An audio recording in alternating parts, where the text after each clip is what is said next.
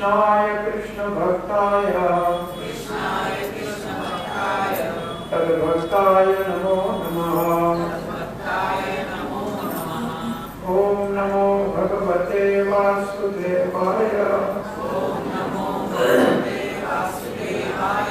ओम नमो भगवते वासुदेवाय। ओम नमो भगवते वासुदेवाय। नारायणं नमस्कृत्यं नरं चैव नरोत्तमं देवीं सरस्वतीं व्यासं ततो जयमुदीरये। नष्टप्रायेषु अभद्रेषु नित्यं भागवत सेवया भगवती उत्तम श्लोके भक्तिर्भवती नष्टि। कृष्णाय वासुदेवाय देवकी नंदनाय च नंदगोपकुमाराय गोविंदाय नमो नमः। जय श्री कृष्ण चैतन्य प्रभु नित्यानंद श्री अद्वैत गदाधर शिवासादि गौर भक्तवृंद। हरे कृष्णा कृष्णा कृष्णा हरे हरे राम राम राम हरे हरे कृष्णा। सौभाग्य से श्री धाम पुरुषोत्तम क्षेत्र में श्रीमद् भागवत के 5वें दिन के सायंकाल के सत्संग में आप सबका हार्दिक स्वागत करते हैं। और श्री रमाशंकर के परिवार और उनके सारे परिवार बंधु बांधव जिन्होंने इसका आयोजन किया है और इसका आस्वादन कर रहे हैं, भगवान जगन्नाथ और यशोदा के चरणों में प्रार्थना है कि ये भागवत कथा इनके हृदय में भगवान श्री कृष्ण की शुद्ध प्रेम और भक्ति को प्रकट करें। हम अपनी कथा का शुभारंभ करते हैं। सुबह हमने 9 श्रीमद् भागवत में सूर्य वंश का वर्णन किया, जिसमें भगवान श्री मैया का पुरुषोत्तम रामचंद्र का प्रकट हुआ।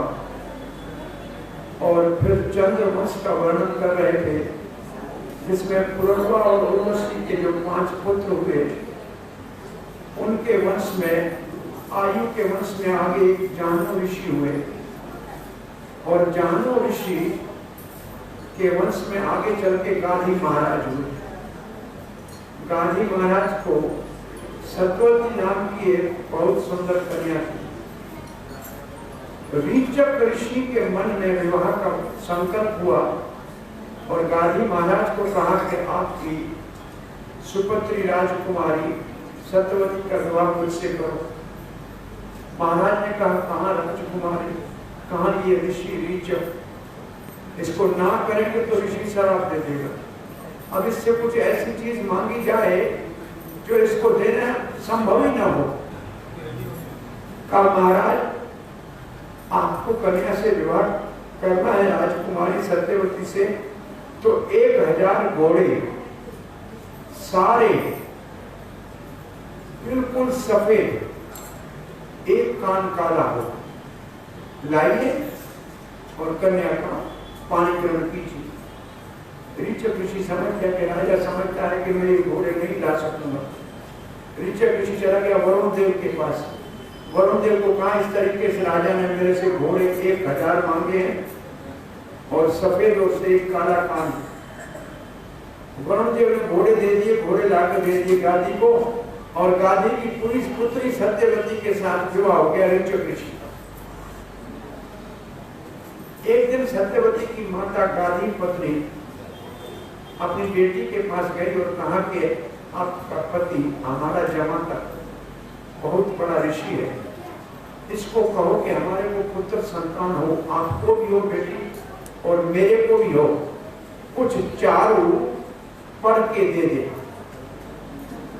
तो सत्यवती ने जब अपने पति को कहा कि मेरी माता की इच्छा है कि मेरे को भी भाई की प्राप्ति हो और मेरी माँ को भी निवासा मिले, तो ऋषि ऋचक ने 2 चारू तैयार किए। एक अपनी पत्नी के लिए, जिसमें ऋषि बनने के लिए मंत्र पढ़े, एक अपनी सास के लिए, जिसमें क्षत्रिय वीर बनने के मंत्र पढ़े, और दोनों चारू रख के कहा, ये आपके चारू ले लो।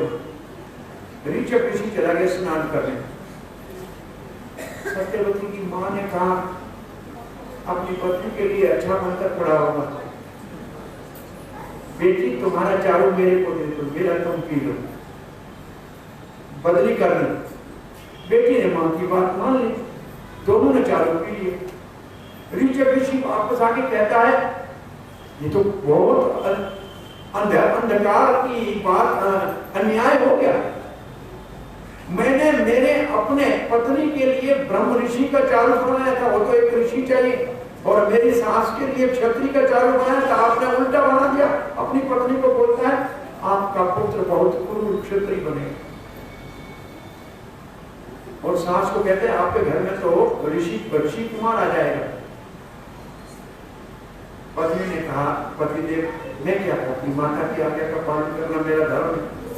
उसने मुझे कहा, मैंने बदल दिया, अब क्षमा करो, मेरे को पुत्र नहीं चाहिए क्रूर क्षत्रिय। बोला ठीक है, तुम्हारा बेटा तो धर्मात्मा महात्मा बनेगा, लेकिन तेरा पोता बड़ा क्रूर बनेगा। सो रीचक का पुत्र हुआ गाधी, और गाधी के घर में रीचक का पुत्र हुआ जमदग्नि, और जमदग्नि के घर में परशुराम जी पैदा हुए। तो परशुराम इस तरीके से ऋषि कुल में क्षत्रिय पैदा हुए। कुल ब्राह्मणों का है, लेकिन काम क्षत्रियों का करेंगे। और दूसरे तरफ गाधी को क्या हुआ, विश्वामित्र पैदा हुआ, जो क्षत्रिय के कुल में पैदा हुआ और बड़ा ब्रह्म ऋषि हो गया। ये दो चारों बदल गए। तब परीक्षित महाराज पूछते हैं, रेणुका के साथ विवाह हुआ जमदग्नि ऋषि का, उसके पुत्र हुए, उनमें सबसे छोटा परशुराम हुआ। उसने क्षत्रियों का 21 बार संहार किया, जो धर्म के विरुद्ध रजो और तमोगुण से ऐश्वर्य में फंस गए, भोग में फंस गए। तो महाराज परीक्षित ने पूछा ऐसे हुआ क्यों, क्षत्रियों से परशुराम क्यों शत्रुता करने लगे? तो कहते हैं वीर अर्जुन नाम का एक चंद्रवंशी राजा था, जिसकी 1000 भुजाएं। इस वीर अर्जुन ने रावण को एक बार बंदी बना दिया था, और रावण का दादा पुलस्त्य आके उसको छुड़ा के गया था। एक दिन ये राजा कार्तिक अर्जुन जमदग्नि के आश्रम में आया। एक गाय थी कामधेनु, राजा का सत्कार किया गाय से। उसने कहा गाय मेरे को दो। बोला ऋषि की गाय है, आप महाराज मत ले जाओ। जबरदस्ती ले जाने लगे। और तो परशुराम अपने पिताजी की गाय को लेने के लिए कार्तिक अर्जुन से युद्ध करके उसकी सारी भुजाएं काट दी, उसको मार दिया। ये बात जब जमदग्नि को पता लगी तो कहा बेटा परशुराम, तुमने क्षत्रिय का वध किया है, तुम सब तीर्थों में जाकर स्नान करके आओ, अपने आप को पवित्र करो। परशुराम तीर्थ स्नान करके वापस आया, पिता के लिए जंगल से लकड़ी लेने गया था। पीछे कार्तिक अर्जुन के बेटे, जिनकी राजधानी थी महेश्मती नगरी, वहां से उन्होंने आके जमदग्नि का सर काट दिया और सर उठा के चले गए, और धड़ उधर ही पड़ा। मां रेणुका ने रो रो के पुकारा, हे राम परशुराम। परशुराम भागता हुआ वहां आया, और जैसे परशुराम वहां पहुंचा है, मां को देखा रो रही है, पिता का सर नहीं है। परशुराम ने परसा उठाया और कहा जब मेरे पिता का सर वापस लाके घर के साथ लगाऊं माता, तब आप इसका पिंडदान करेंगे हम। और यहाँ से परशुराम ने परसा उठाया और कार्तिक अर्जुन के सारे पुत्रों का नाश कर दिया, और उनसे सर ले आया अपने पिता का। और उसके बाद क्षत्रियों को 21 बार इस भारतवर्ष से भगा दिया, और सिंधु नदी को पार करके ये क्षत्रिय सारे आगे चल गए, जिसको आज हम कहते हैं आर्य वहां से आए थे। आर्य कहीं से नहीं आए थे, आर्य भारतवर्ष से गए थे, परशुराम के समय में भाग के गए थे। आज भी हम जाते हैं तो रशिया में हमको एक शहर का नाम मिलता है अन्नपूर्णा। अब ये कोई रशिया का नाम है, हम जाके एक चौराहे पे देखते हैं लोग कबूतरों को दाना डाल रहे हैं और कबूतर उनके हाथ के अंदर से दाना खा रहे हैं। ये संस्कार कहाँ से आया? ये रशियन संस्कार नहीं है, ये भारत के संस्कार। ये सब वो क्षत्रिय उधर जो चले गए थे परशुराम के भय से, उनको फिर कहने जाने लगे कि आर्य वहां से यहाँ आए, आर्य बाहर से नहीं आए, आर्य भारतवर्ष से परशुराम में समय गए और फिर वापस लौटे। तो इस प्रकार से हमने चंद्रवंश में परशुराम भगवान के अवतार में और भी बहुत रसमय कथा ये है कि रेणुका कहीं पानी भरने गई थी परशुराम की माता। कुछ गंधर्व वहां नहा रहे थे। एक क्षण के लिए उधर देखा।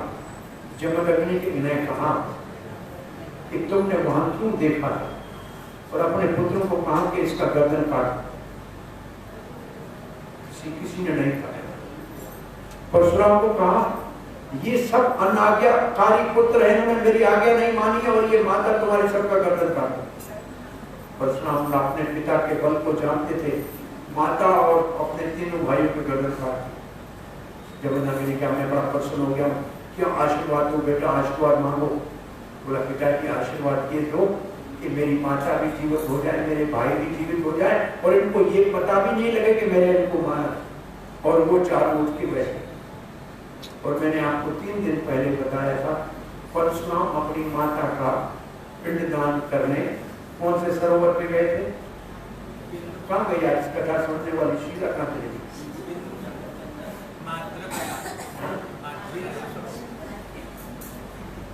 आपको याद नहीं है बातें? बिंदु सरोवर के ऊपर परशुराम जी का अपनी माता का पिंडदान किया था रेणुका का उद्धार के लिए। यह हमारे चंद्रवंश में, कुरुवंश में पांडव हुए और कौरव हुए, और यदुवंश में आगे चलकर हमने आपको सुबह कहा था देववीर महाराज की 2 पत्नी, क्षत्रिय पत्नी, उससे हुआ सूरसेन जिसके घर में हुआ वासुदेव का जन्म, और वैश्य पत्नी जिससे पुत्र हुआ पर्जन्य, और पर्जन्य के 5 पुत्र हुए, उसमें मध्य वाला बीच वाला नंद महाराज, उसके 2 बड़े भाई उपनंद आदि और 2 छोटे।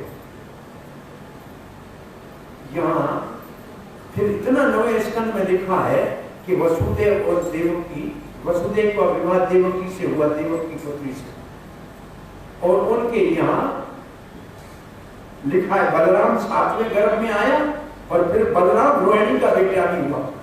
और यहाँ 9वां स्कंद पूरा होता है। 8वां देवकी का पुत्र श्री कृष्ण के रूप में प्रकट हुआ। कथा 9वें स्कंद की पूरी हो गई। 10वां स्कंद शुरू ऐसे होता है। परीक्षित महाराज कहते हैं आपने चंद्रवंश का भी वर्णन बड़ा किया, सूर्य वंश का भी बड़ा वर्णन किया, लेकिन हमारे प्रिय भगवान श्री कृष्ण का तो विस्तार से वर्णन किया ही नहीं। हमारे सारे पूर्वजों के रक्षक भगवान श्री कृष्ण, भीष्म, द्रोण, तटा, जयद्रथ, जला, गंधार, नीलोत्पला। अरे महाभारत की ये युद्ध कुरुक्षेत्र में भीष्म और द्रोणाचार्य 2 नदी के तट थे, उनको हराना बहुत मुश्किल था। उसके अंदर अश्वत्थामा और कर्ण ये घोर मकर थे, मगरमच्छ थे। उसके ऊपर से कृष्ण ने हमारे पूर्वजों को विजयी कराया था। उस कृष्ण का चरित्र, और मेरा अपना भी कृष्ण से बहुत निकट का संबंध। मेरी माँ के उदर में कृष्ण ने प्रवेश करके मेरी रक्षा की थी। मैं कृष्ण की कथा को विस्तार से सुनना चाहता हूँ। और फिर परीक्षित महाराज कहते हैं सुनाने वाला आप जैसा मिल जाए, निवर्त माना है, जिसको दुनिया से कुछ लेना नहीं है, भगवान की कथा भगवान के आनंद के लिए गाता है। ये आपके मुख से जो कथा निकल रही है, ये भवरोग की औषधि है। ये कान के अंदर जाती है तो कान को आनंद देती है। ये दवाई बहुत मीठी है, ये मुक्त को भी आनंद देती है, विमुक्षु को भी आनंद देती है, और संसारी को भी सुख देती है। कौन ऐसा मूर्ख जो भगवान की कथा नहीं सुनेगा? कौन ऐसा आत्मघाती होगा? कौन ऐसा पशु हत्यारा होगा जो कृष्ण कथा नहीं सुनेगा? और तब परीक्षित महाराज को सुखदेव महाराज कहते हैं वासुदेव कथा पुनाति त्रियम भगवान श्री कृष्ण की कथा 3 को पवित्र करती है। पृच्छतम वक्तारम श्रोतम पृच्छतम, जो कथा करता है वो पवित्र होता है, जो कथा सुनता है वो पवित्र होता है, और जो कथा का आयोजन होता है वो भी पवित्र होता है। अगर सुनने वाला और आयोजन करने वाला एक हो तो उसको डबल फायदा होता है, और कथा करने वाला खुद सुनता है उसको 2 फायदा है, श्रवण और कीर्तन का। और तब परीक्षित महाराज को परीक्षा लेने के लिए सुखदेव महाराज ने कहा 5 दिन हो गए आपने जलपान नहीं किया है, कुछ जलपान कर दो। और महाराज एक दिन इस प्यास के कारण एक ऋषि का अपमान हो गया था, अब मैं आजीवन मरण के समय तक जलपान की कोई आवश्यकता नहीं है, आपके मुख से जो अमृतमयी कथा की धारा बह रही है इससे मैं संतुष्ट हूँ, आप कथा बताइए मुनि सताम। और उन्होंने कहा राज ऋषि सताम। और एकदम सुखदेव महाराज को भाव आ गया था। एक समय की बात है, धरती के ऊपर असुरों का बहुत बड़ा भार हो गया, असुरों का इतना बड़ा भार हो गया धरती के ऊपर कि धर्म के काम बहुत कम हो गए, अधर्म बढ़ गया। धरती ऐसे झूठे अपराधियों के भार से दुखी होकर अपने पुत्र ब्रह्मा जी के पास गए। ब्रह्मा जी ने कहा कि शंकर जी को साथ लेते हैं, और फिर देवताओं को साथ लिया और क्षीर सागर के किनारे गए। वहां ब्रह्मा जी ने पुरुष सूक्त से भगवान श्री हरि को प्रार्थना की कि पृथ्वी के ऊपर बड़ा भार है आतिताई राजाओं का। भगवान का दर्शन नहीं हुआ ब्रह्मा को। ब्रह्मा के हृदय में भगवान ने कहा कि पृथ्वी के भार से पहले से मैं अवगत हूं, मुझे पता है कि भगवान विष्णु, पृथ्वी उसकी पत्नी है, पति को अपनी पत्नी के दुख का पता नहीं होगा क्या? भगवान ने कहा मैं जानता हूं। और ब्रह्मा जी इन सारे देवताओं को कहो श्री का प्रिय करने के लिए, श्री का प्रिय मतलब मैं राधिका के साथ आऊंगा, श्री कहते हैं राधिका को, उसके प्रिय करने के लिए ये यदुवंश में अपनी ही पत्नियों के साथ अवतार लेके मेरे लीला में भाग लिया, और मैं वसुदेव और देवकी के यहाँ 8वें पुत्र के रूप में प्रकट हुआ। भगवान ने आश्वासन दिया ब्रह्मा जी को। ब्रह्मा जी ने पृथ्वी को भी कहा और सब देवताओं को कहा अब आप निश्चित हो जाइए, भगवान पृथ्वी का भार उतारेंगे। इतनी कथा करके सुखदेव महाराज कहते हैं देवक महाराज जो उग्रसेन का बहुत निकट का संबंधी है, उसकी बेटी देवकी का विवाह हुआ वसुदेव से, सूरसेन के पुत्र वसुदेव के साथ। बड़ा मंगल का कार्य विवाह का हो गया। विवाह का कार्य जब संपन्न हुआ, मंगल सूत्र लगा हुआ है और उसकी विदाई का समय आया, तो कंस जो उग्रसेन का पुत्र था, उसने अपनी बहन को विदा करने के लिए रथ की बागडोर संभाली। कंस है कौन पहले ये सुन लीजिए। काल नेमी नाम का असुर है। जब महाराज उग्रसेन की पत्नी, जिसका नाम है पद्मावती, वो है विदर्भ देश की, और विदर्भ देश है आपका अमरावती, वो अपने मैके में आई हुई थी, सहेलियों के साथ घूम रही थी। आकाश मार्ग से कालनेमी असुर ने उग्रसेन का रूप धारण करके नीचे उतरा, तो सहेलियों ने कहा आपका पति आया है। पद्मावती अपना पति समझ के उग्रसेन के रूप में आए हुए कालनेमी के पास गई, और जब देखा कि ये तो मेरा पति नहीं है, उसको कहा आपने मेरे से छल क्यों किया? तो उसने एक बात कही, वो वेद मर्यादा की है, जब तुम्हारा पति घर में नहीं है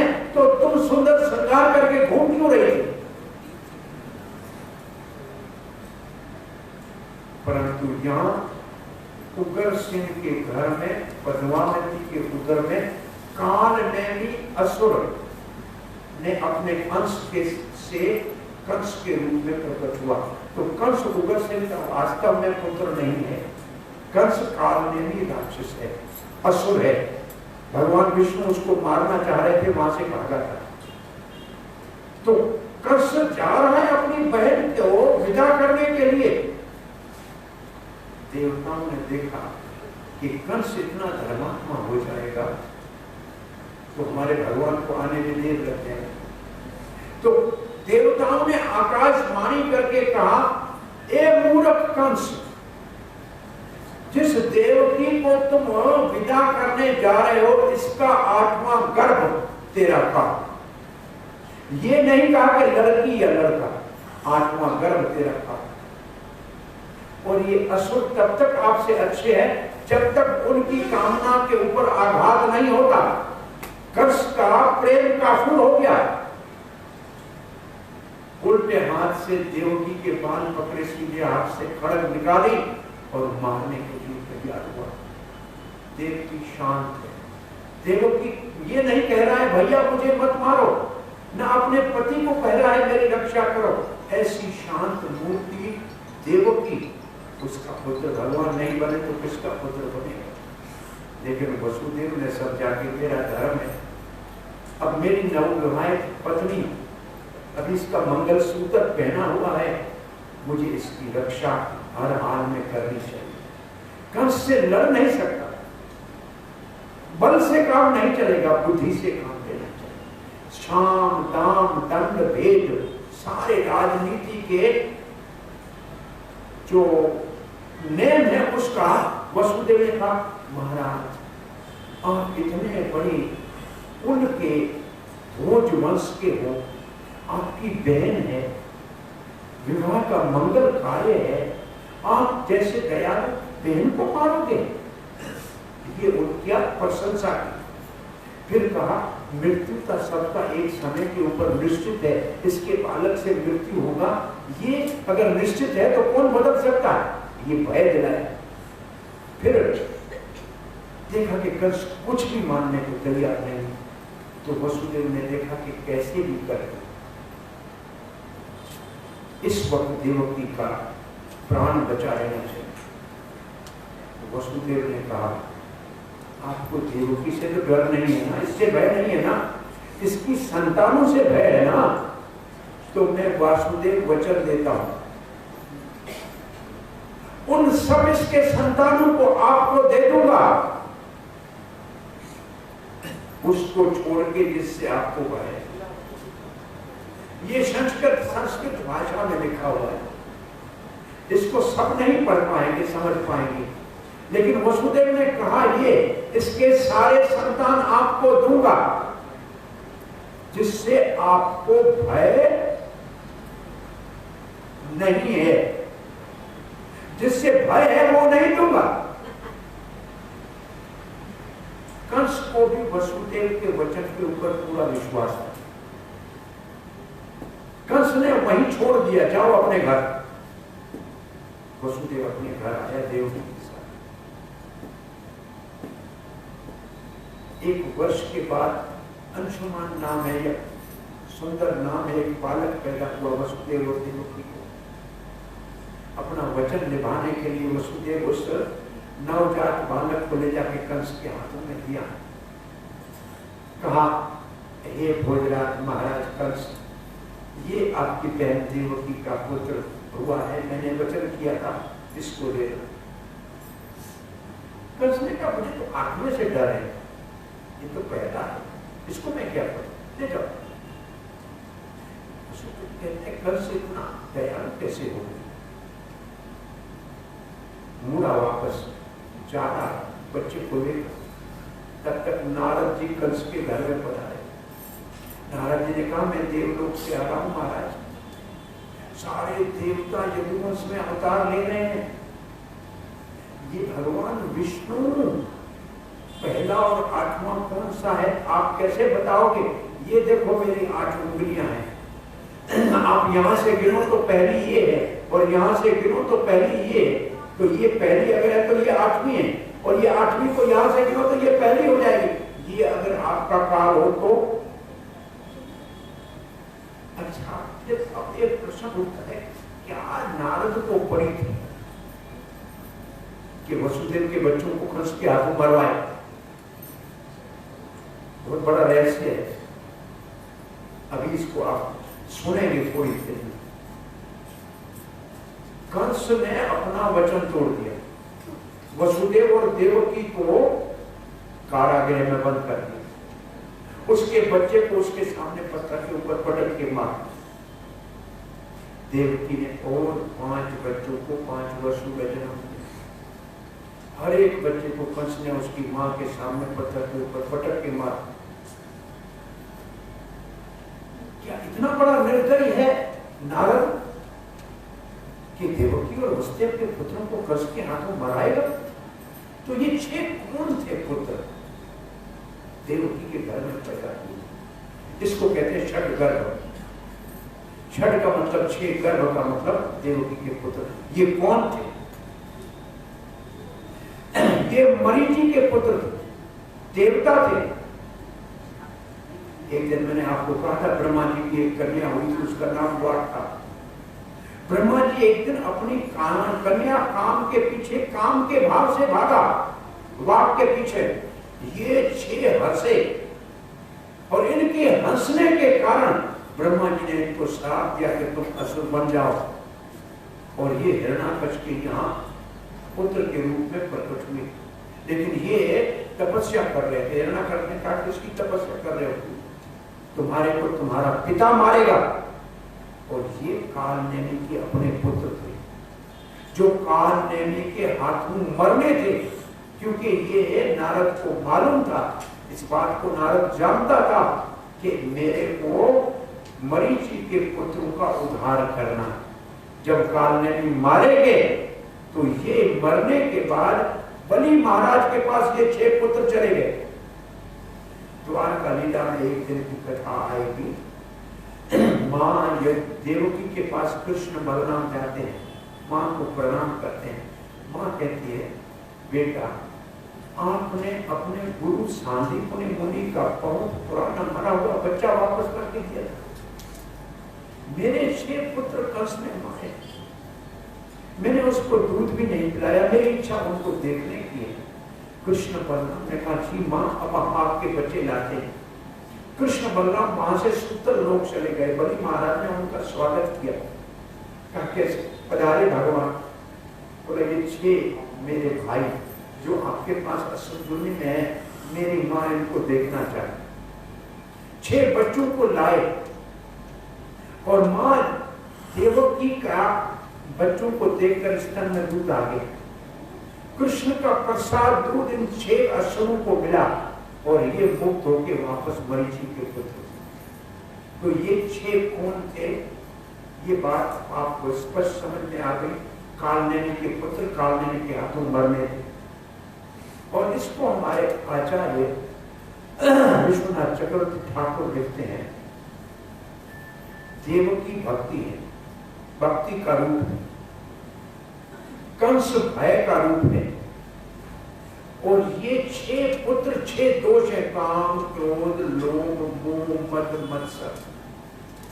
जब तक भक्ति के हृदय में ये 6 दोष रहे, नाश नहीं होंगे, तब तक भगवान का प्रकट नहीं। तो कंस के भय से भक्ति रूपी देवकी के अंदर ये 6 काम क्रोध जैसे रूप में ये 6 असुर थे, ये समाप्त हुए। तब भगवान श्री कृष्ण गोलोक धाम में देवी का आवाहन किया। देवी भद्रे, बलराम जी देवकी के गर्भ में 7वां पुत्र बनने के लिए गए हैं। वास्तव में वो मेरे लिए आसन बनाने के लिए नहीं। भगवान कहीं आता है तो उसके लिए पहले स्थान बनना चाहिए। तो देवकी के उदर में अगर भगवान को आना है तो उसके लिए आसन बनाने के लिए गए, क्योंकि वो मेरा आसन है। लेकिन वो रोहिणी का नित्य पुत्र है, तुम एक काम करो देवी, उस 7वें पुत्र को खींच कर देवकी के उदर से रोहिणी के उदर में स्थापित करो। भद्रे, तुम उस बच्चे को खींच के ले जाओगी, इसके लिए उसका नाम होगा संकृष्ण। वो सबको आनंद देगा, इसलिए उसको कहेंगे राम, और बड़ा बलशाली होगा, इसलिए उसको बलभद्र कहेंगे। भगवान ने बलराम जी के जन्म से पहले नामकरण कर दिया। लोग कहते हैं बड़ा भाई है तो बड़ा होगा, छोटा भाई है तो भगवान छोटा होगा, तो छोटा बड़ा भगवान नहीं होता। भगवान तो श्री कृष्ण है, बलराम जी उसका पहला विस्तार है, और बलराम जी का काम है कृष्ण की सेवा। 7वां गर्भपात हो गया, देवकी का बदनामी मिली, कंस ने भी कार्य किया। रोहिणी वसुदेव की पत्नियों में एक रोहिणी है, और भी पत्नियां हैं। वसुदेव और देवकी से सदा मिलने आती थी, रहती थी। वो एक घर में, जैसे कारागृह बहुत बड़ा था, और जब रोहिणी गर्भवती हुई तो काका अक्रूर उसको नंद बाबा के घर छोड़ दिया। रोहिणी गोकुल में रह रही थी, और लिखा है घोड़ी के ऊपर छोड़ के आए ले जाता। अब भागवत में लिखा है,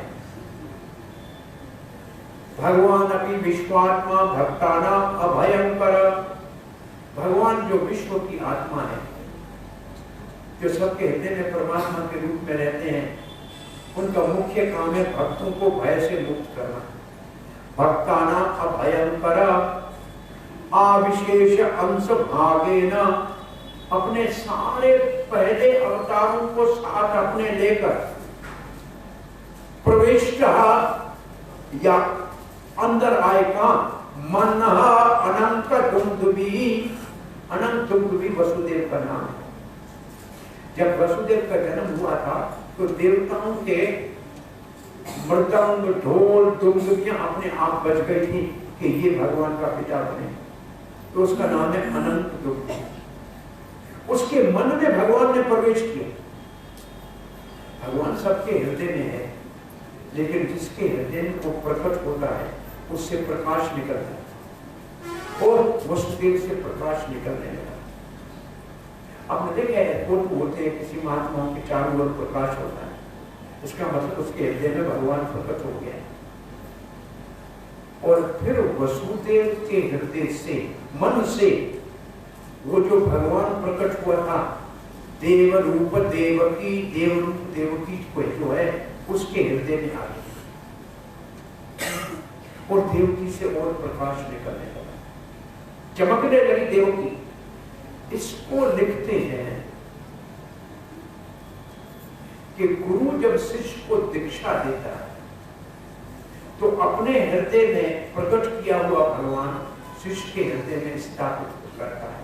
इसका अर्थ वसुदेव ने देवकी को दीक्षित किया, उसके हृदय में भगवान आ गए, और देवकी के हृदय में भगवान आए, लेकिन उनका उदर भी फूलने लगा, अंदर हवा था। कंस आया कारागृह में, देवकी के चमक को देखा, लेकिन प्रकाश देवकी छुपा के बैठी थी। जैसे आग के ऊपर अगर राख पड़ी हो तो आग चमक नहीं दिखती, या किसी बहुत बड़े विद्वान का ज्ञान छुपा हुआ हो, ऐसे छुपा हुआ तेज था, लेकिन कंस का हृदय बदल गया। जिसके हृदय में भगवान है, कंस जैसा क्रूर भी एकदम शांत हो गया। बोला लगता है मुझे मारने वाला इसके उदर में आ गया, लेकिन इस वक्त मेरी बहन देवकी गर्भवती है, इसको मारना उचित नहीं, मैं समय की प्रतीक्षा करूंगा। और कंस वापस लौट गया, कंस का हृदय बदल गया। और यहाँ भगवान श्री कृष्ण देवकी के हृदय में रह रहे हैं। अब थोड़ी देर चलते हैं नंदगांव गोकुल में। पर्जन्य महाराज के 5 पुत्रों ने यह निर्णय किया कि जो हमारा बीच का भाई नंद है, ये बहुत बड़ा उदार है, ये दूसरे के बच्चे को भी अपना बच्चा करके पालने का सामर्थ्य है, और अपने बच्चे के पालने के बाद जाने के बाद भी इस दुख को सहने में समर्थ है। इसको राजा बनाएंगे। सो नंद बाबा को राजा बना दिया ब्रज का, और नंद गांव में इनका बहुत बड़ा महल, उसमें रहने लगे। नंद बाबा का विवाह हुआ सुमुख और गोप की पुत्री यशोदा के साथ, जिसका दूसरा नाम देवकी है, और क्योंकि वो सबको जश देती है इसलिए उसको यशोदा भी कहते हैं, लेकिन उसका नाम देवकी है, ऐसा पुराणों में उल्लेख है। और यशोदा और नंद का विवाह हो गया, लेकिन कोई संतान नहीं था। दोनों ने दंपतियों ने एकादशी का व्रत किया 1 वर्ष तक। नंद बाबा सुबह सवेरे जमुना स्नान करके लौट रहे थे। ब्राह्मण देवता अपने घरों के बाहर जो ओटला होता है उसके ऊपर दातन कर रहे थे।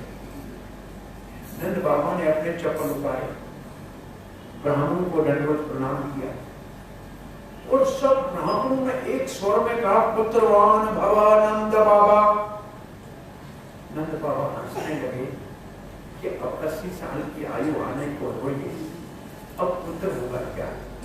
ब्राह्मणों सोच समझ के तो आशीर्वाद देना चाहिए।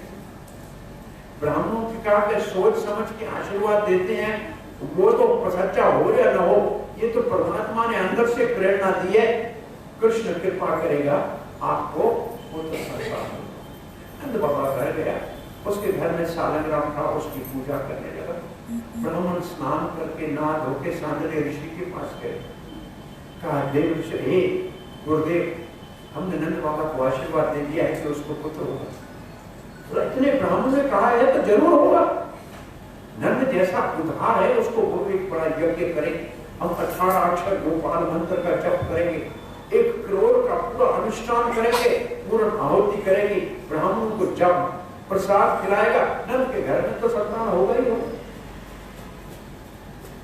नंद बाबा को जाके कहा कि बड़ा यज्ञ कराओ। नंद ने जमुना के किनारे यज्ञ कुंड बनाया।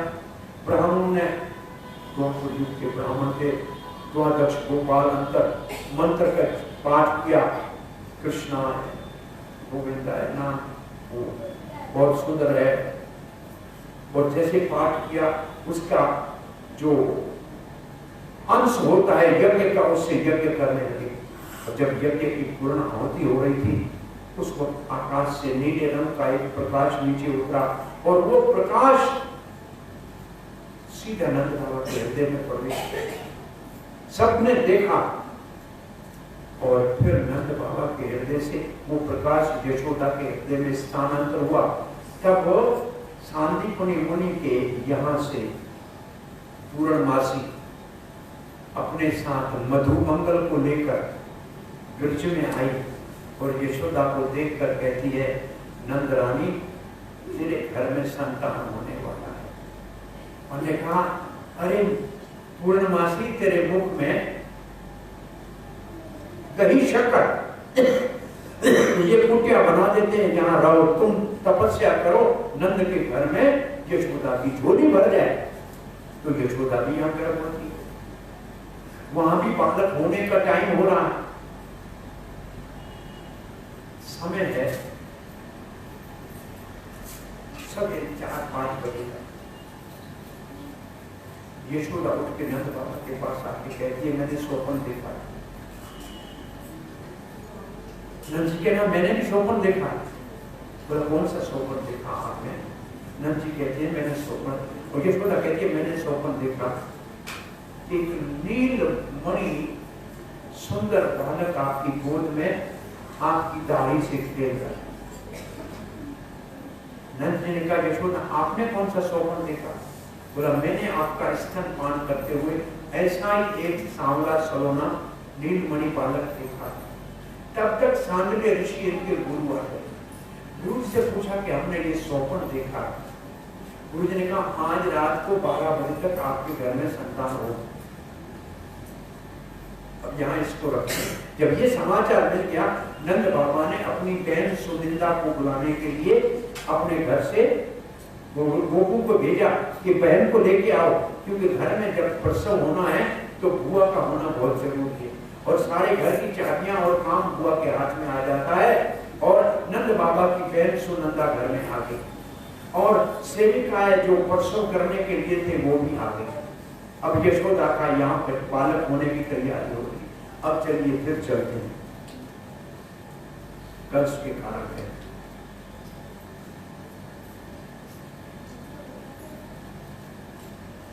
द्वापर युग है। अच्छा, यहाँ एक बात आपको बताएं, कृष्ण का अवतार एक बार हुआ ये बात नहीं। ब्रह्मा जी के एक दिन में 28वीं चतुर्युगी के ब्रह्मा जी के एक दिन के 7वें मनवंतर में 28वीं चतुर्युगी के द्वापर के अंतिम चरण में भगवान श्री कृष्ण नंदनंदन प्रकट होते हैं।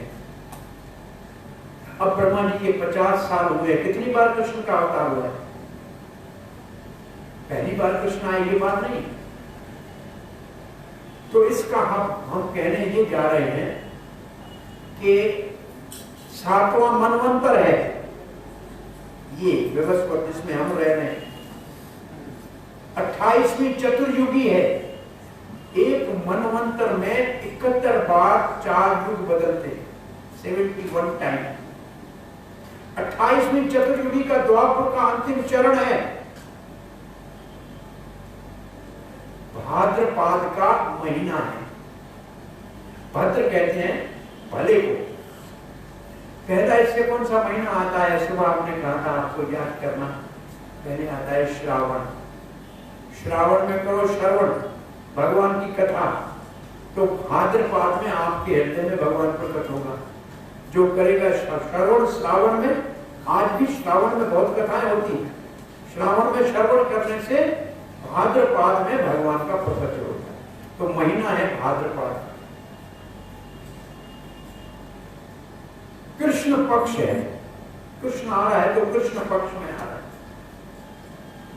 मध्य की अष्टमी तिथि, बुध का वार है। रोहिणी नक्षत्र है। ये रोहिणी नक्षत्र ब्रह्मा जी का नक्षत्र है।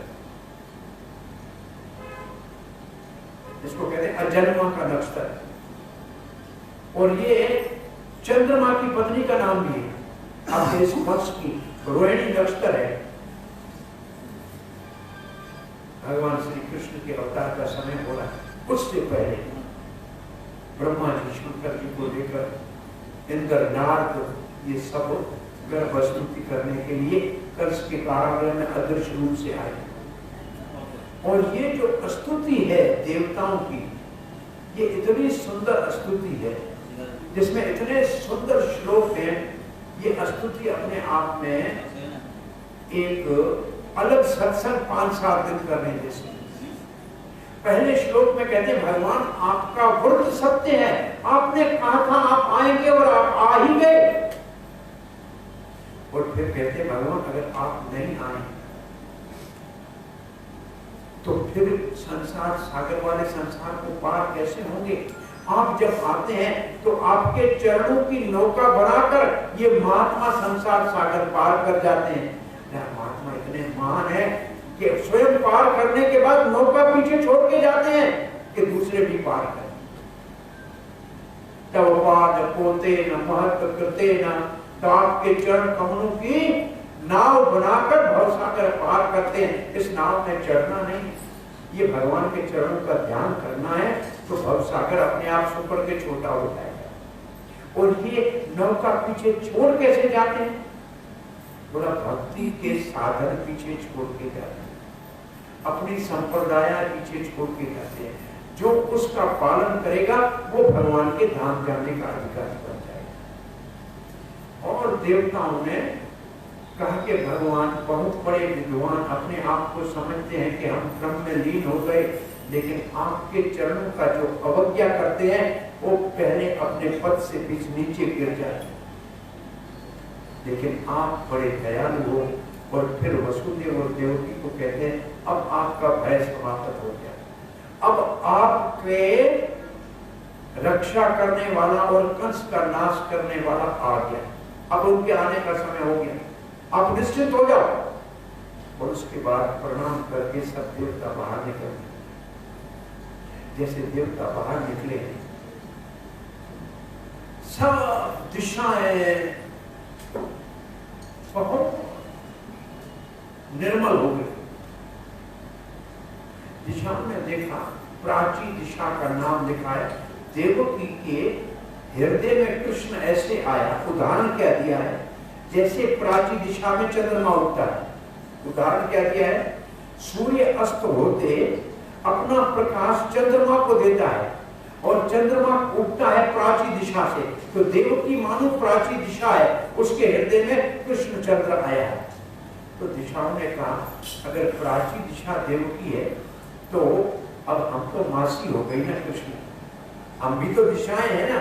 अब मासी अगर हम हो गई तो हमारे घर में हमारा अपना भांजा आना है, हम तो सुंदर सज के खड़ी हो जाए, दिशाएं सब सुंदर हो गई।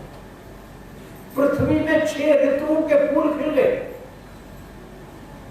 पृथ्वी तो भगवान की पत्नी है, अब भगवान घर में आ रहे हैं तो पृथ्वी तो सज धज के भगवान का स्वागत कर रही है। अरे नदियां, बरसात है, श्रावण भादव की बरसात में नदियों के अंदर में पानी कैसा होता है? बहुत मिट्टी वाला होता है। सब नदियां निर्मल हो गई। क्यों? नदियों ने देखा कि ना हमारी बहन है, वो भगवान की पटरानी हो जाए तो हम सब नदियां भगवान की साली हो गई ना। आज हमारा बहनों ही हमारे घर आ रहा है, आज तो हमको उज्जवल और सुंदर बनना चाहिए। और सब नदियां निर्मल हो गई। आकाश में तारे चमकने लगे। होने चाहिए बादल, लेकिन चमकने लगे तारे। ब्राह्मणों की अग्नि बिना जलाए अपने आप जलने लगी।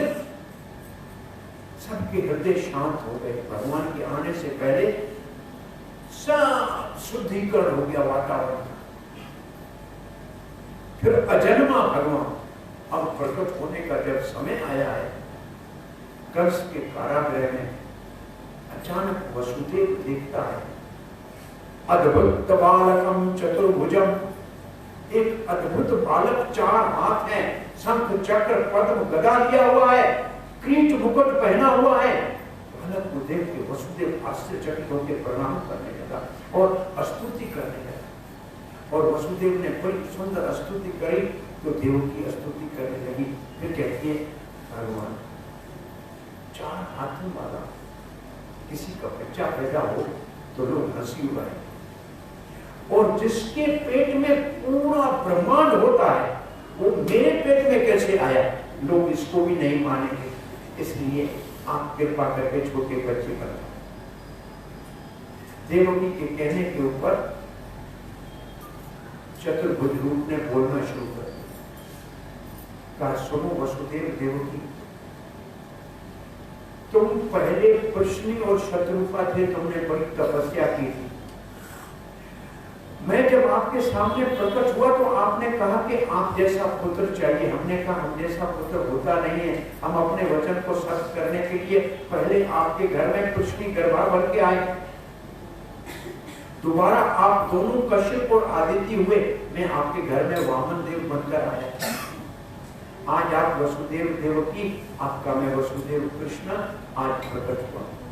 और फिर वसुदेव की ओर देखकर कहने लगे चतुर्भुज भगवान, ततश्च सौरेन प्रचोदया एषो सिंह का पुत्र सूरवीर वसुदेव, तुम्हें अगर कंस से भय लगता है तो मुझे यहां से उठाओ, गोकुल में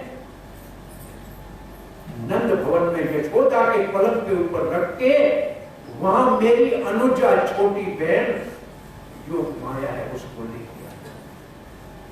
ये भगवान ने आदेश दिया। फिर भगवान छोटे बालक बन गए।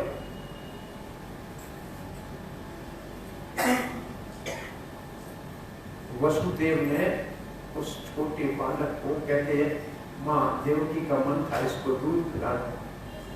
भगवान इतने कोमल थे, ये सीधे स्तन में मुंह डाला और स्तन के भार से 3 जगह से टेढ़े हो गए भगवान। आज भी 3 जगह से टेढ़े। नाम है त्रिभंग ललित। फिर वसुदेव ने अपनी लिखा है कृष्ण वाहक वसुदेव। वाहक कहते हैं वाहन को, जैसे गाड़ी। इसका मतलब जो भगवान को ढोता है, कहाँ? दिल में। कृष्ण को ऐसे वसुदेव ने गोद में उठाया, बहुत कोमल कपड़ों में। जैसे वसुदेव ने कृष्ण को अपनी छाती से लगाया, गोद में लिया, वसुदेव के हाथ की हथकड़ी खोल के नीचे गिर गई। पांव में बेड़ियां थी, वो दरवाजे तक जा सकता था, वो बेड़ियां खुल गई।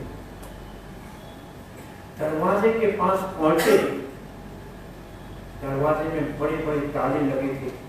दरवाजा बिना आवाज के खुला, जैसे सुबह सूर्य उगता है, अंधकार चला जाता है, कोई आवाज नहीं होता।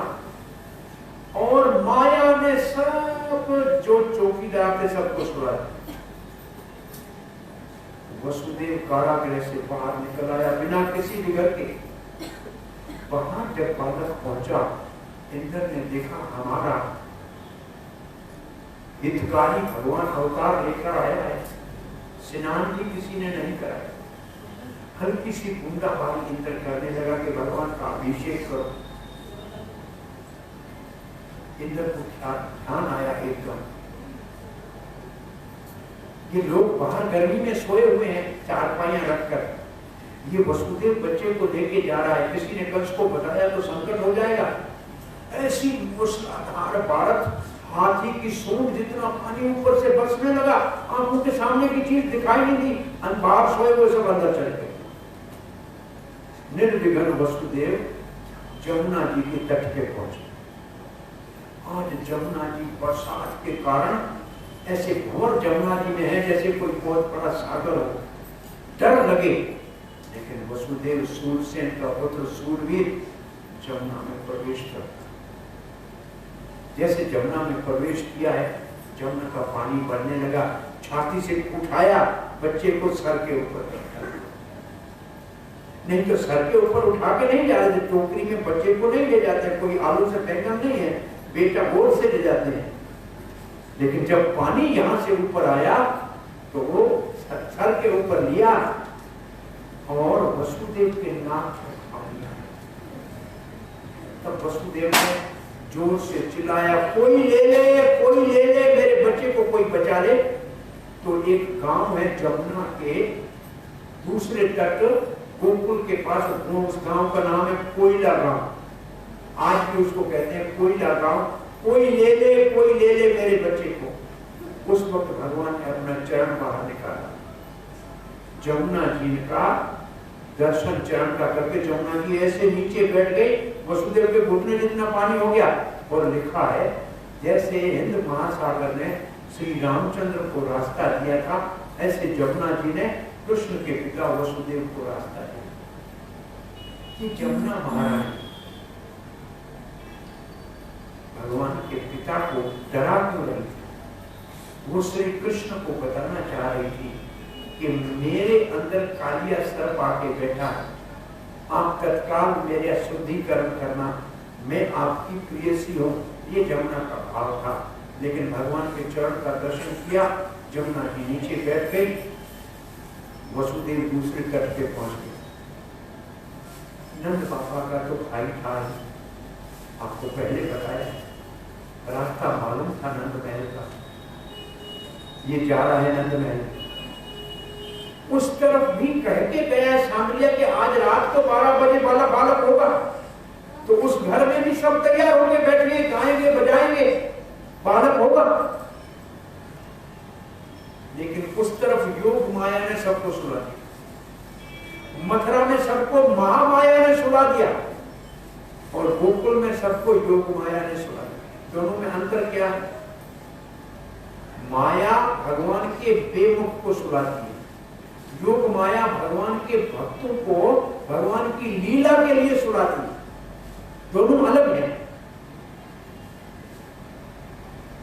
तो वसुदेव जब वहां पहुंचा तो सब सोए हुए, जो जहां था वहीं सोया हुआ था।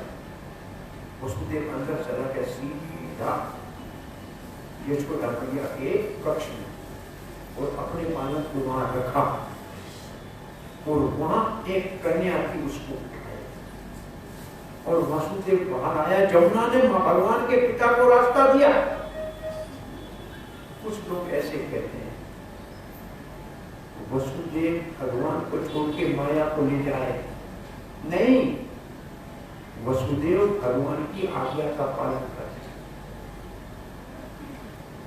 अब एक और प्रश्न भी उठता है, वसुदेव ने जब वचन दिया था कंस को सारे बालक दूंगा, तो फिर ये कृष्ण को उठा के गोकुल में छोड़ गया है। तो इसका उत्तर पहला ये है, बालक के जन्म होने के ऊपर 8वें जिसकी प्रतीक्षा थी, आनंद में विभोर होकर वसुदेव ने 2 लाख गायों का मन से दान किया कि बाहर जाऊंगा तो गाय का दान करूंगा।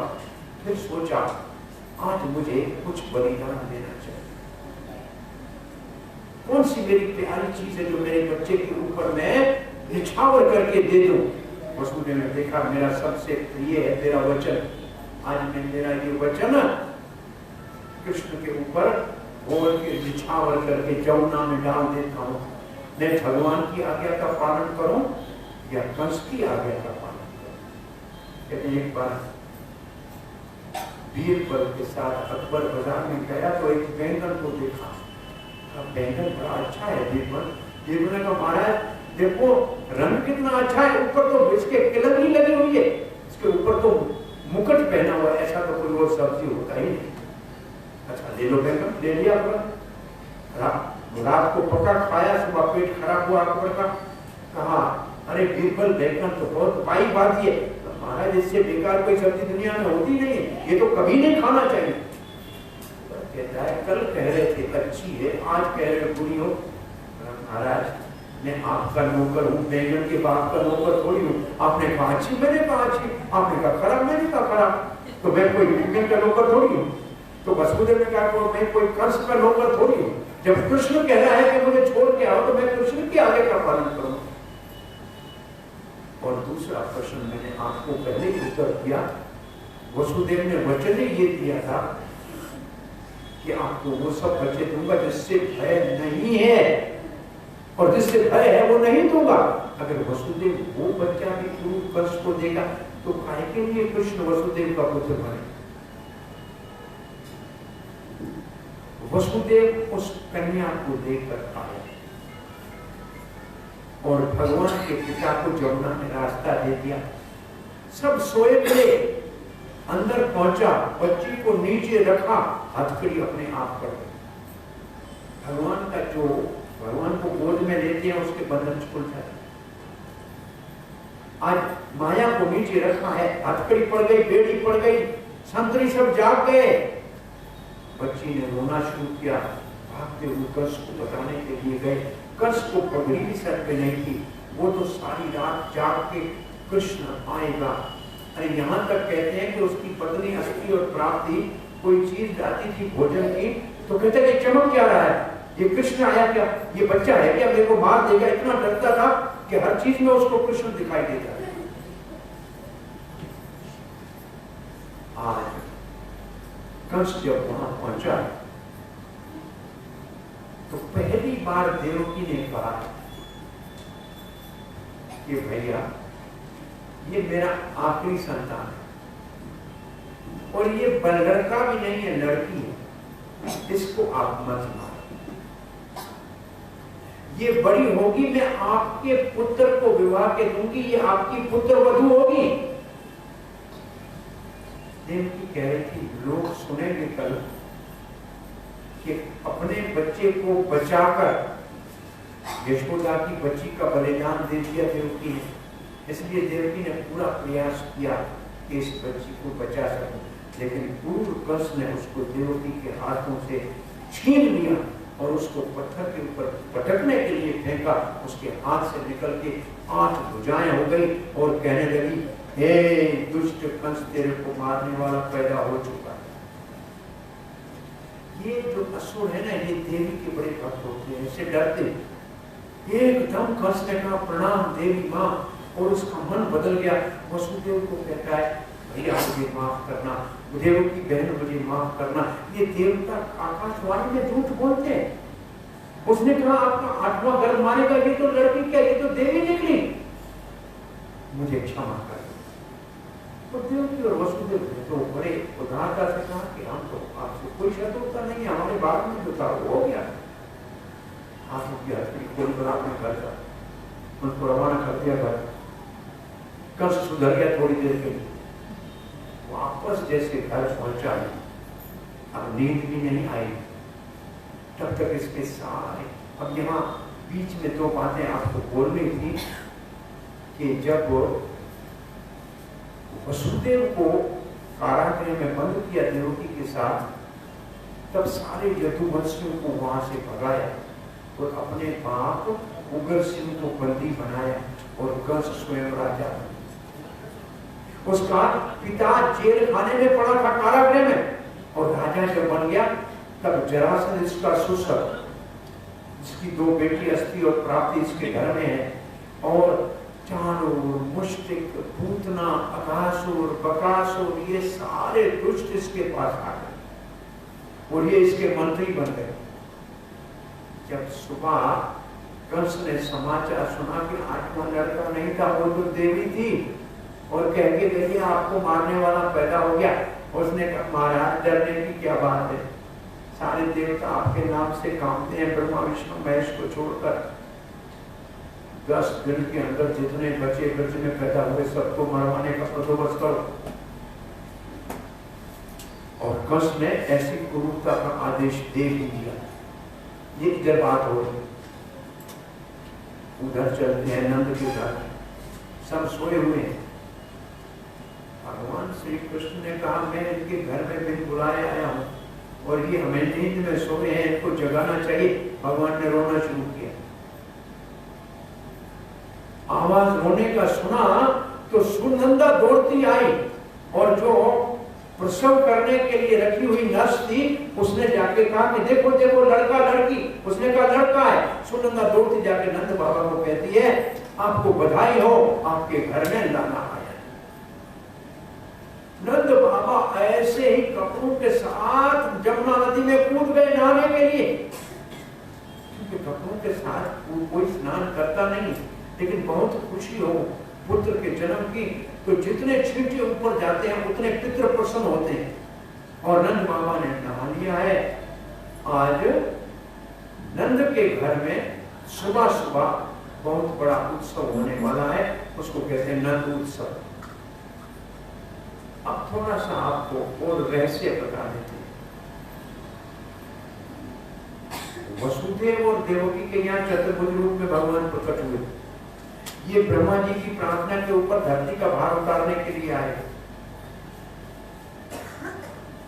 गर्भवती तो यशोदावती भी थी, नंद के घर में भी संतान होने वाला था। तो वहां एक लड़का और एक लड़की पैदा हुई। लड़का स्वयं भगवान श्री कृष्ण है और लड़की योगमाया है। इसका प्रमाण क्या? इसके दो प्रमाण। पहला प्रमाण, नंद के घर में जात कर्म संस्कार किया गया। इसका मतलब जात कर्म संस्कार कहते हैं मां के साथ बच्चे का जो नारे का संबंध है उसको काटना। तो क्या वसुदेव नारे के साथ बच्चे को लाए होंगे क्या? अरे वहां तो था ही चतुर्भुज रूप में, वो तो भगवान ही था। तो यहां नारा काटा तो कोई बच्चा होगा तब नारा काटा होगा ना। और दूसरा, भगवान ने देवी को कहा था कि तुम मेरी अनुजा छोटी बहन होकर जन्म लेना, तो बड़ा भाई होगा तब छोटी बहन होगी ना। तो कृष्ण के साथ योग माया ने जन्म लिया यशोदा के यहाँ जुड़वान बच्चों ने। और देवकी क्योंकि उस बच्ची को बचाने के लिए बड़ा कंस को प्रार्थना कर रही थी, योग माया ने कहा ये मां मुझे बहुत प्रेम से बचाना चाहती है, तो वो सुभद्रा के रूप में देवकी की पुत्री होकर फिर वापस आई। वो सुभद्रा बन के वापस आई। अब दो कृष्ण है, तो वसुदेव लाया था, वो कृष्ण कहां गया? वो कृष्ण नंदन कृष्ण में समा गया और दोनों एक हो गए। अब आप दो बातें और समझो, जितने असुर मारे हैं जहां भी, वो सब वसुदेव कृष्ण ने मारे। जो माखन चोरी की है वो नंदनंदन कृष्ण ने। और 11 वर्ष के बाद जब अक्रूर ले जाएगा कृष्ण और बलराम को मथुरा, तो अक्रूर घाट के बाहर कृष्ण और बलराम नहीं जाएंगे, वो ब्रज में अदृश्य रूप से रहेंगे। वहां से वसुदेव कृष्ण और संकृष्ण जाएंगे। इसलिए भगवान श्री कृष्ण कहते हैं, मैं कभी भी वृंदावन छोड़ के एक पग भी बाहर नहीं जाता। तो स्वयं भगवान श्री कृष्ण ब्रज में 11 साल तक लीला करते हैं। उसके बाद मथुरा द्वारका में वो जो वसुदेव कृष्ण है उसके सारे कार्य, और ये सीमा है अक्रूर घाट, यहां से आगे कृष्ण जाते ही। अब दूसरा दिन हुआ, नंद बाबा के घर में 18 श्लोकों में मानो 18 पुराणों का सार नंद उत्सव का वर्णन है। और पहला श्लोक ही है, नंद के घर में आनंद का उत्पन्न हुआ। जात एहलादो, जात एहलादो का मतलब नंद के घर में आनंद, बच्चा पैदा हुआ नहीं लिखा। हम गाते क्या है यहाँ, नंद के आनंद भय। तो भगवान आनंद स्वरूप है, बेटा नहीं, भगवान है जो सच्चिद आनंद है। नंद के आनंद भयो जय कन्हैया लाल। तो कन्हैया लाल का प्रकट जो हुआ है, ये नंद के घर में आनंद है। और नंद बाबा, मैंने आपको कहा था कि देवकी नाम एक यशोदा का भी है, और नंद का भी एक नाम वासुदेव वो है, वसु है नंद। द्रोण और धरा नाम के वसु नंद और यशोदा में प्रवेश हुए हैं। तो नंद को भी वसुदेव कहा जाता है, क्योंकि वसु का अंश उसमें है। इसलिए कृष्ण दोनों जगह प्रकट हुए। और ज्योतिष में वसुदेव और देवकी के यहाँ रोहिणी नक्षत्र के दूसरे चरण में पैदा हुए। नाम होगा वह के वसुदेव कृष्ण। नंद नंदन यहाँ प्रकट हुआ है तीसरे चरण में रोहिणी नक्षत्र के। इसका नाम होगा बिहारी, रास बिहारी। ये बिहारी है, एक चरण का फर्क है दोनों में, वो घड़ियों का फर्क है। जो ज्योतिष वाले हैं वो जानते हैं इसको। तो नंद बाबा के घर में थोड़ा उत्सव होने लगा है। और नंद के उत्सव में क्या होता है,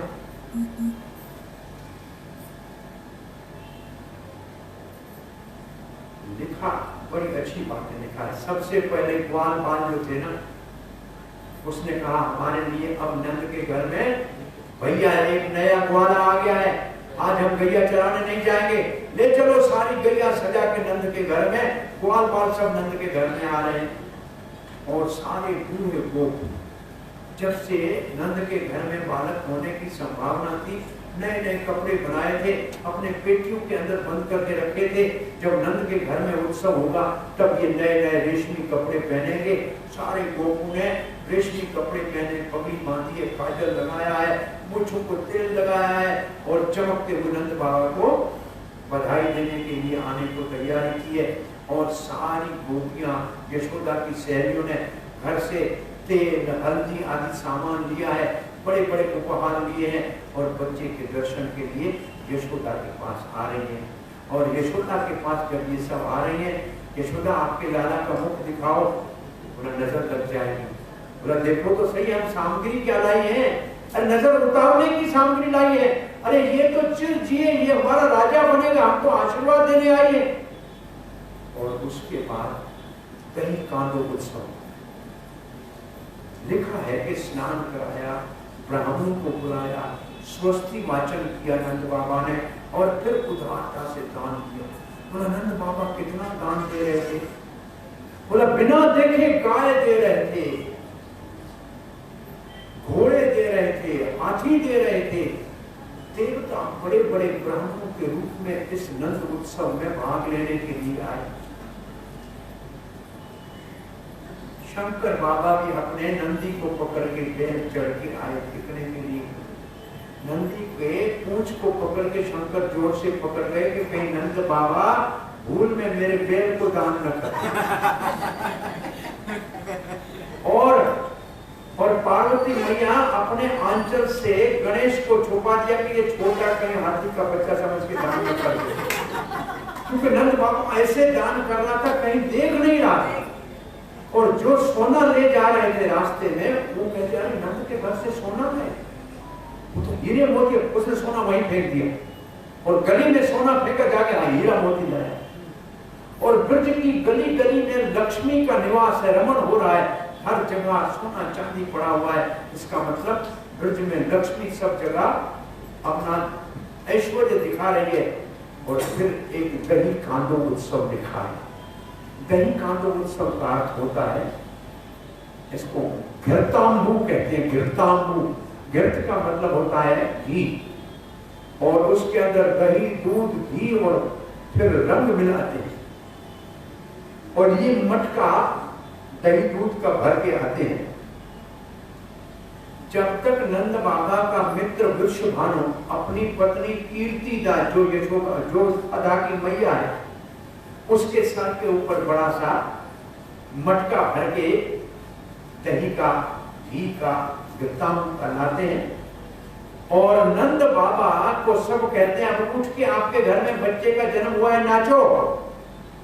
तो जब नंद बाबा उठते हैं अपनी लाठी को घुमा के, और कीर्तिदा मां के मटके को मारते हैं, मटका फूटता है, दही गिरने लगता है, और उसके बाद सब दही दूध ऐसे चारों ओर बिखरता है कि नंद के भवन में क्षीर सागर हो गया। अब नंद बाबा को कहा आप नाचो। नंद बाबा बीच में खड़े हो गए और उसको बड़ा एक पेट में कपड़ा बांधा, एक तरफ बरसाने वालों ने पकड़ा, एक बार नंद बाबा ने पकड़ा, उसको घुमाते हैं तो नंद बाबा ऐसे मंथनी की तरह घूम रहे हैं। अब कहते हैं एक तो समुद्र मंथन हुआ था, उसमें पत्थर था, मंदराचल पर्वत, उसको मंथनी बनाया था। और यहाँ नंद बाबा के क्षीर सागर में बाबा स्वयं मंथनी बने हैं। वहां तो विष निकला था, यहाँ तो आह्लाद निकला है, यहाँ तो रसमय कृष्ण निकला है, रसराज। और कहते हैं दही दूध का इतना एक दूसरे के ऊपर फेंक रहे थे। एक बूढ़ी गोपी 105 वर्ष की, जिसको दांत भी नहीं थे, वो दूर खड़ी हुई देख रही थी कि मैंने नंद के जन्म का उत्सव भी देखा, नंद के भाइयों के जन्म का उत्सव देखा। इतना उत्सव बड़ा कहीं नहीं देखा है। मुंह खुला, किसी गोप ने माखन लेके मारा, सीधा उसके निकल गई। बोला ऐसा कहीं उत्सव नहीं देखा है नंद उत्सव का। और दूध दही जो वहां से जमुना में जाके मिला, ये जमुना का रंग दूध का हो गया प्रयागराज तक। पूरी नदी में दूध, कितना दूध होगा, कितना दही होगा नंद के घर में। तो ये बहुत बड़ा नंद उत्सव का बहुत बड़ा ये बड़ा उत्सव मनाया गया। नंद बाबा के द्वारा दान दिया गया। दूसरे दिन सुबह नंद बाबा ने कहा इतना बड़ा उत्सव मनाया, कंस को अगर कर नहीं दे के आए समय से तो हमारे बालक के लिए संकट न हो जाए। दूसरे दिन गोपों को घर की रक्षा के लिए खड़ा करके बड़े गोपों के साथ दूध दही मक्खन लेकर नंद बाबा मथुरा गए। अपनी बैलगाड़ियों को किसी बगीचे में रोककर जाके कंस को कर दे के आए, वार्षिक कर चुका है। और उसके बाद बगीचे में आए तो वसुदेव मिलने आए।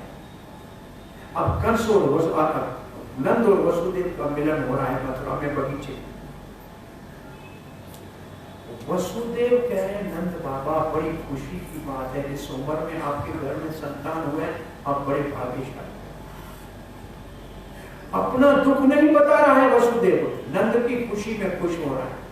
और नंद बाबा अपनी खुशी की बात नहीं कर रहे, कह रहे वसुदेव तुम हमारे भाई, तुम कारागृह में रहे, तुम्हारे पुत्र मारे गए, हम यहाँ तक आके तुम्हारी सहायता न कर सके, हमें बहुत इस बात का दुख। इसको कहते हैं दो मित्रों का मिलन। अपने दुख को न वसुदेव रो रहा है, न अपने सुख की प्रशंसा नंद कर रहा है। नंद वसुदेव के दुख में दुखी है और वसुदेव नंद के सुख में सुखी। फिर वसुदेव तो ये भी देखने आया था कि नंद को पता तो नहीं लगा कि मैं मेरा बेटा छोड़ के इसकी बेटी ले गया। ये उसके अपने हृदय में कहा, मैंने सुना आपकी एक बेटी थी जो कंस ले गया था, आकाश में चली गई। बोला भगवान की इच्छा ऐसे थी, चली गई।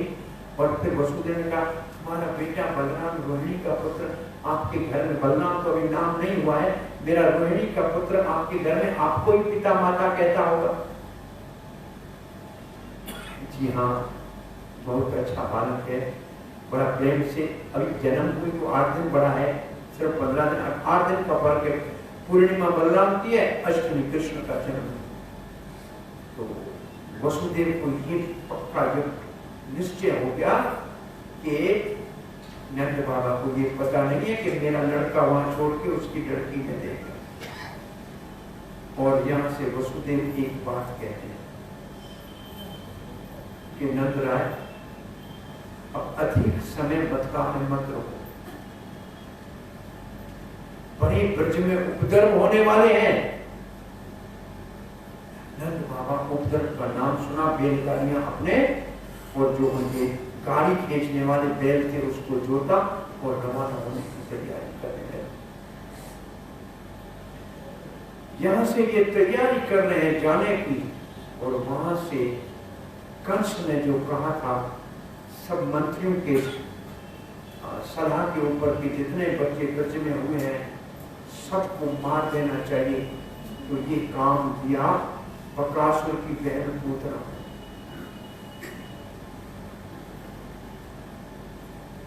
जो पूर्व जन्म में बलि महाराज की बहन थी, रत्नावली, बहुत सुंदर। बलि महाराज के घर में वामन देव को आते देखा तो मन में भाव आया, इसको दूध पिलाना चाहिए, ये तो बेटा ऐसा मेरा भी हो। लेकिन जब बलि महाराज को वामन देव ने बांध दिया और सब कुछ भर लिया, तो इसके मन में रत्नावली का है, इसको तो विष दे के मारना चाहिए। भगवान ने कहा, तुम्हारी दोनों इच्छाएं पूरी करो। आज ये पूतना बन के आया, ये रत्नावली पूतना बनी है, बाली की बहन, बलि महाराज की बहन। और इसको कहते हैं खेतरी। एक गांव में आज भी ब्रज में उसको खेतरी गांव कहते हैं, वहां पूतना रहती थी। और खेतरी का मतलब है आकाश मार्ग से उड़ने वाली, खे कहते हैं आकाश को, और वो अपना रूप बदल सकती थी। भगवान ने कहा, ब्रज में एक बच्चा भी मेरे आने के बाद मरना नहीं चाहिए। तो पूतना को ऐसी प्रेरणा भगवान ने दी कि पहले ही नंद गोकुल में आ और किसी को हाथ न लगा। तो पूतना सीधी आकाश मार्ग से गोकुल में उतरी, बहुत सुंदर नारी बनी, बड़ा श्रृंगार किया, और पूछती है नंद का महल कहाँ है। जो उसको देखते हैं कहते हैं ये तो कोई देवी आई है आशीर्वाद देने के लिए नंद के लाला को। लगता है सच्ची है क्या इंद्र की पत्नी पार्वती है कि साक्षात लक्ष्मी अपने पति को देखने तो नहीं आई है। अरे हाथ में कमल तो नहीं है। सबको आश्चर्य लगा कि ये कोई बड़ी देवी है, ये भगवान की लाख माया ने सबको बुला दिया। और सीधी नंद बाबा के महल में यशोदा के भवन में चली गई, जहां नीला श्याम कृष्ण पीली पीतांबर ओढ़े हुए ओढ़ रहे थे, और दोनों माताएं रोहिणी और यशोदा उसके पास बैठी हुई थी, और पूतना वहां प्रवेश करती है। दोनों माताओं के ऊपर भी योग माया ने ऐसा प्रभाव डाला कि दोनों माताएं कहती हैं कोई देवी हमारे बालक को आशीर्वाद देने के लिए आई है। और पूतना ने देखा कि तुम्हारे घर में पहली बार बालक हुआ है क्या, टुकर टुकर देख रही हो, दूध नहीं पिला सकती, लाओ मैं पिलाती। और बच्चे को उठाया, भगवान ने आंखें बंद कर, कृष्ण ने आंखें क्यों बंद कर दी पूतना के उठाने की उत्तर, इसके ऊपर नहीं तो भी 20-25 कारण लिखे आचार्य। पहले तो ये लिखा है आइए मां बन के दूध पिलाने को और सच ढज के पत्नी की तरह आइए, इस दुष्टा का मुंह नहीं देखना चाहिए। आंखें बंद कर। फिर कहा मैं तो ब्रज में आया हूं दूध दही मक्खन खाने के लिए, ये विष पिलाने के लिए आ गई। भगवान ने आंखें बंद करके शंकर जी का आह्वान किया कि विष तो आप पी लो भोलेनाथ, मैं तो बहुत दूध पी। आंखें क्यों बंद कर? अगर मैंने इसको देख दिया तो ये इसका जो ये छल का रूप है चला जाएगा, ये राक्षसी बन जाएगी, मेरी मां डर जाएगी। तो भगवान ने कहा आंखें बंद कर। आंखों ने कहा एक आंख सूर्य और एक चंद्र मार्ग है। दोनों ने कहा ये दुष्टा तो किसी मार्ग से जाने के योग्य नहीं है, भगवान मर्जी का मालिक है, सर्व स्वतंत्र, जो चाहे वो करे, हम तो आंखें बंद कर दें। बहुत से कारण है, और बच्चा है, दूसरी कोई उठाएगी तो आंखें बंद करे, ये उसका स्वभाव हुए। तो उस बच्चे ने आंखें बंद कर दी। पूतना ने अपना स्तन उसके मुंह में ठोस दिया जिसके ऊपर कालकूट विष लगा हुआ था। भगवान ने उसके स्तन को पकड़ लिया दोनों हाथों से, और विष क्या करता भगवान का, उसका दूध पीने के बाद उसके प्राण खींचने लगे और पूतना को पीड़ा होने लगी। पूतना का मतलब जो पवित्र नहीं है, जो पवित्र नहीं है उसको पूतना उठाएगी। यहाँ तो परम पवित्र श्री कृष्ण है, उसका पूतना क्या बिगाड़ सकती है। और पूतना कहती है मुझे मुझे छोड़ो, मुझे छोड़ो। कृष्ण कहते हैं मुझे पकड़ना आता है, छोड़ना आता ही नहीं। जिसको एक बार मैं पकड़ देता हूं कभी छोड़ता नहीं। मैंने तो ब्रज में एक ही नियम बना रखा है, मैं पढ़ा लिखा नहीं, और ब्रज में मैं स्कूल भी कभी नहीं गया, मेरे को गणित आती नहीं है, या पूरा दो या पूरा लो। अब आप मेरे को दूध पिलाने आए हो तो मैं पूरे का पूरा आपको ले लूंगा।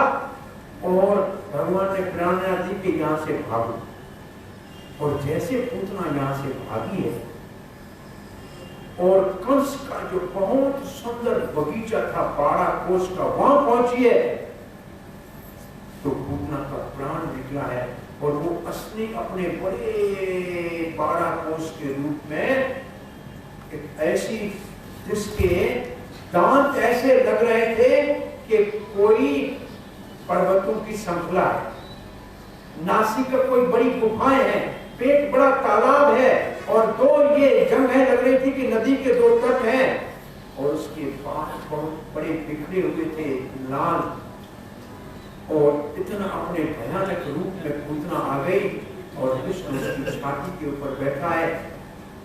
यशोदा तो मूर्छित हो गई, अन्य गोपियां उसके पीछे भागी हैं, और गोपियां जब वहां पहुंची तो देखती है कन्हैया तो ऊपर खेल रहा है।